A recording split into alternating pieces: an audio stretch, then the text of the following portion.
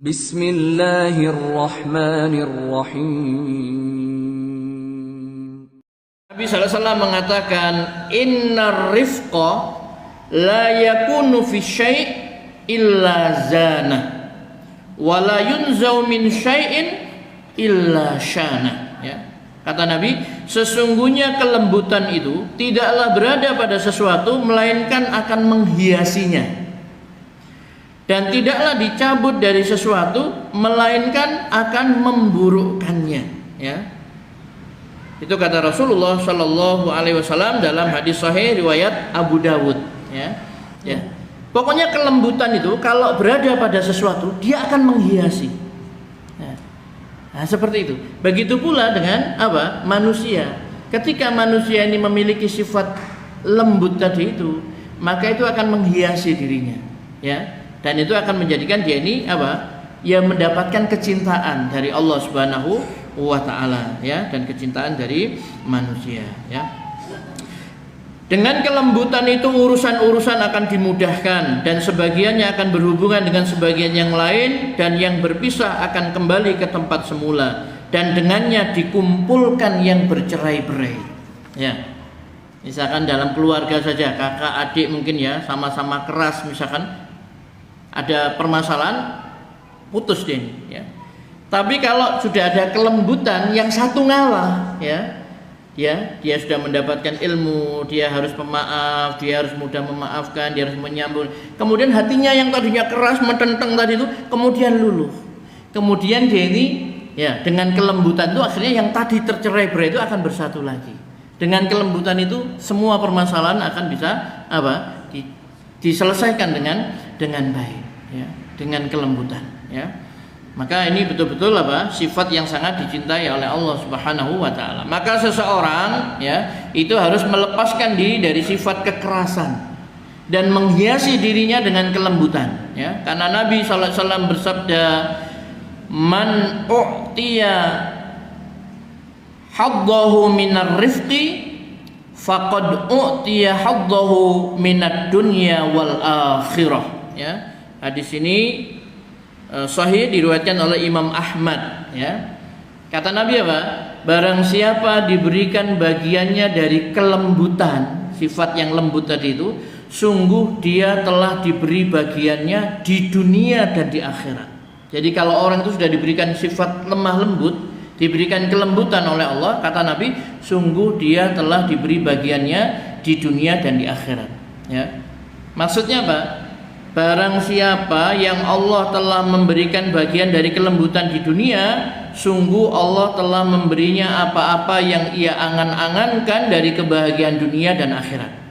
Karena dengan kelembutan itu orang-orang akan mencintainya dan menyebarkan kasih sayang kepadanya. Mereka akan mendekat darinya dan akan menyebut-nyebutnya dengan sebutan yang baik dan menyanjungnya dengan segala sanjungan, dengan keindahan, baik pada masa hidupnya ataupun setelah meninggalnya. Itu ketika di dunia, ya. Kalau orang lembut, ya, dia akan dicintai orang akan menyebut kebaikan-kebaikannya, orang akan menyebarkan kasih sayangnya, ya, dengan sifat lembut ini. Ini sifat yang sangat dicintai oleh Allah SWT. Dan apabila dia meninggal, Allah Ta'ala pasti akan memasukkannya ke dalam surga bersama para nabi dan orang-orang yang selalu membenarkan, siddiqin dan orang-orang saleh dan para syuhada. Dan mereka itu adalah teman yang sebaik-baiknya, ya. Di antara orang yang diharamkan masuk neraka itu, ya, itu kan ada sifatnya, mereka ini adalah orang-orang yang lunak hatinya, lembut hatinya, mudah, suka memudahkan, ya. Kalau membeli dia mudah, kalau menjual dia juga mudah memaafkan orang, lembut sikapnya, perilaku, kan seperti itu, ya. Dan Rasulullah SAW mengatakan, surga mengatakan, ya, ketika neraka mengatakan yang akan menjadi penghuniku adalah orang-orang yang keras, kasar, bengis. Ciri-ciri penghuni neraka. Surga mengatakan bahwasanya yang akan menjadi penghuni, ya, surga ini adalah orang-orang yang lembut, orang-orang yang lemah, orang-orang yang disebutkan, ya, seperti itu. Baik, Bapak Ibu yang dirahmati Allah Subhanahu wa taala, dan sesuatu yang pertama kali dan yang paling utama bagi seseorang adalah berlaku lembut terhadap dirinya sendiri, ya. Jadi kita harus bersikap lembut terhadap diri sendiri, ya. Karena itu sudah sewajarnya setiap manusia agar bersikap lembut terhadap dirinya, senantiasa mengambilnya dengan kelembutan, tidak dengan kekerasan, dengan kemudahan, tidak dengan kesulitan, dan tidak membebaninya dengan amalan-amalan yang tidak mampu dia lakukan. Jadi Pak, terhadap diri kita sendiri, kita pun harus bersikap lembut. Ya. Kalau kira-kira dengan kita puasa, kemudian kita itu sakit, geblak kita, maka jangan memaksakan diri kita untuk puasa. Kalau memang tidak mampu, bayar fidyah. Kan begitu ya, kalau sudah lemah ya, seperti itu. Orang-orang yang sudah tua misalkan seperti itu ya. Termasuk dalam ibadah-ibadah yang lainnya ya. Karena apa? Karena Bapak Ibu yang dirahmati Allah SWT, Nabi SAW itu pun melarang orang-orang yang membebani dirinya dalam hal ibadah. Untuk mencapai kebahagiaan akhirat, dia itu membebani dirinya dengan amalan-amalan yang sangat banyak dan membebani dirinya dan menghilangkan hak-hak dirinya, istrinya dan keluarganya, ya, seperti itu. Sebagaimana disebutkan dari Abdullah bin Amr bin Al-As, dia berkata, Rasulullah SAW diberi kabar bahwa Abdullah bin Amr bin Al-As mengatakan, sungguh saya akan bangun setiap malam dan puasa setiap siang selama saya masih hidup. Lalu Rasulullah SAW bertanya, betulkah kamu yang mengatakan itu? Maka saya berkata kepada beliau, saya telah mengatakannya wahai Rasulullah. Lalu beliau SAW bersabda, sesungguhnya kamu tidak akan mampu untuk melakukan itu. Maka berpuasalah dan berbukalah, tidurlah dan bangunlah, dan berpuasalah dari 1 bulan itu 3 hari, karena sesungguhnya satu kebaikan itu dilipat gandakan 10 kali lipat yang semisalnya, dan yang demikian itu seperti berpuasa setahun penuh ya. Jadi kalau seorang itu biasa sebulan 3 hari dia puasa ya, sunnahnya 13, 14, 15 ya. Tapi kalau tidak bisa berurutan, tidak apa-apa. Pokoknya setiap bulan 3 hari, ya.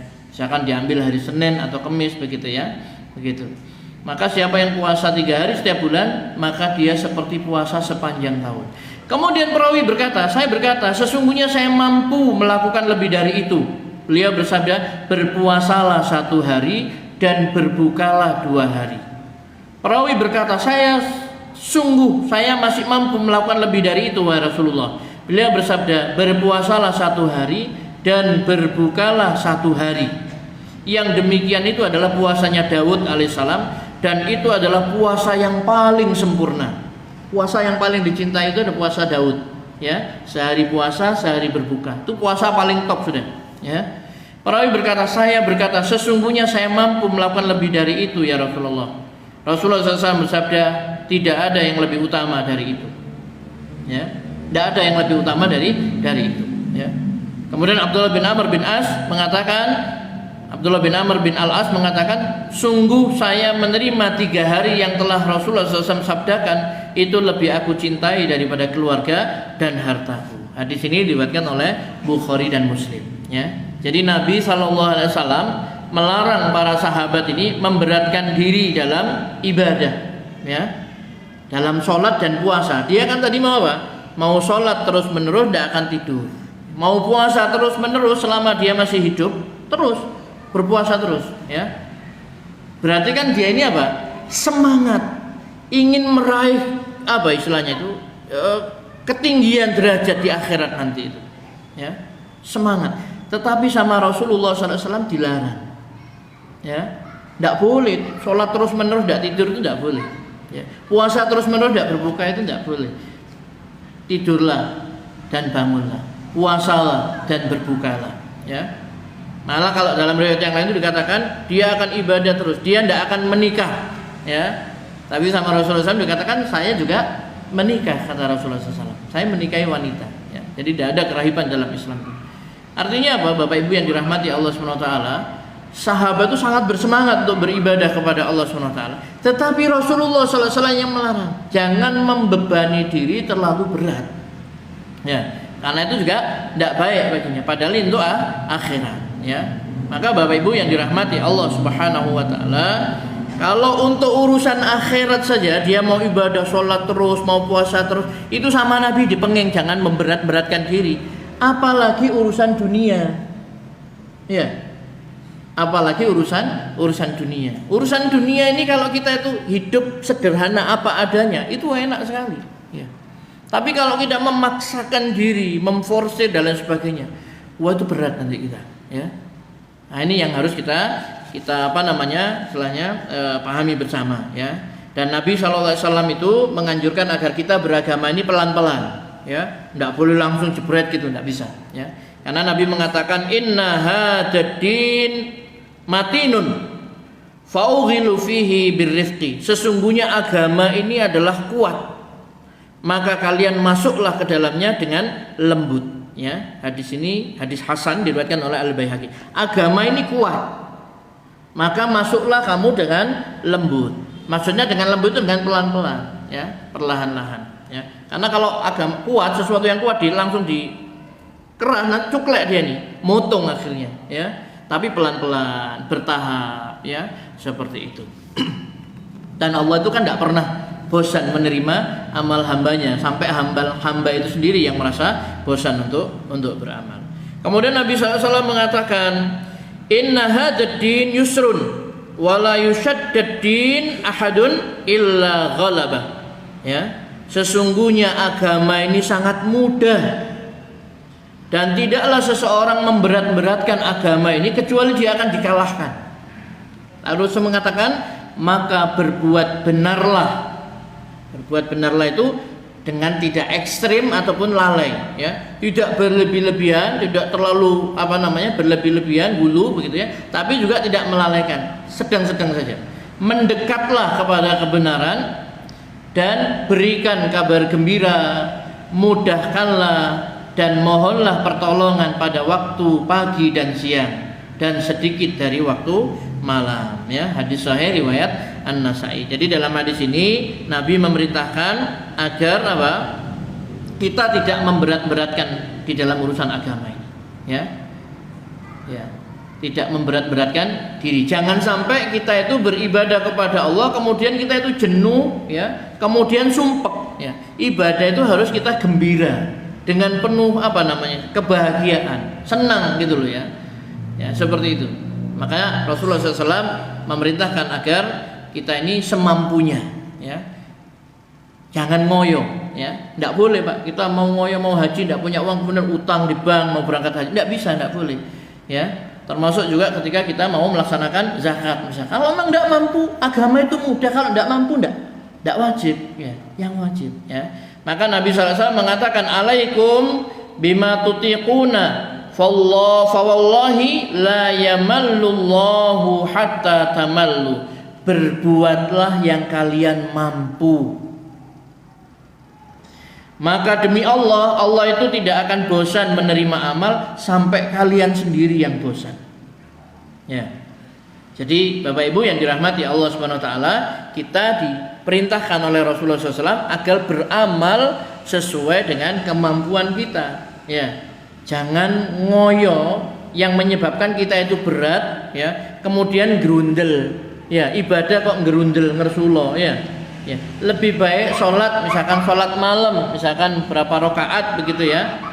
Tetapi kita bahagia, senang melaksanakan daripada banyak ratusan rakaat kemudian kita kesel, terus setelah itu kita yang gerundel tadi itu, ya. Ibadah itu harus bahagia, harus senang, ya, seperti itu. Maka dikatakan oleh Nabi SAW, orang yang suka memberat-beratkan diri dalam urusan agama hancur dia, ya. Kata Nabi SAW dalam hadis yang diriwayatkan oleh Bukhari dan Muslim, ya, alakal mutanatti'un, ya, hancurlah orang yang suka memberat-beratkan diri, ya, hancurlah orang yang suka memberat-beratkan diri, ya. Jadi kalau misalkan kita sholat malam kemudian kita ngantuk tidur, ya, ndak usah senden dicagak di tiang kemudian memaksakan diri, ndak boleh malah, ya. Tidak boleh sama Rasulullah SAW. Kita jangan beramal sesuatu yang kita tidak sanggup untuk melakukannya. Karena Allah sendiri memerintahkan apa? fattaqullaha mastata'tum. Bertakwalah kamu kepada Allah sesuai kesanggupanmu. Kalau melaksanakan perintah sesuai dengan kesanggupan. Tapi kalau meninggalkan larangan itu mutlak. Ya. Harus meninggalkan. Tapi kalau melaksanakan perintah, sholat, sunnah dan lain sebagainya semampu kita, ya, sesuai dengan kesanggupan kita.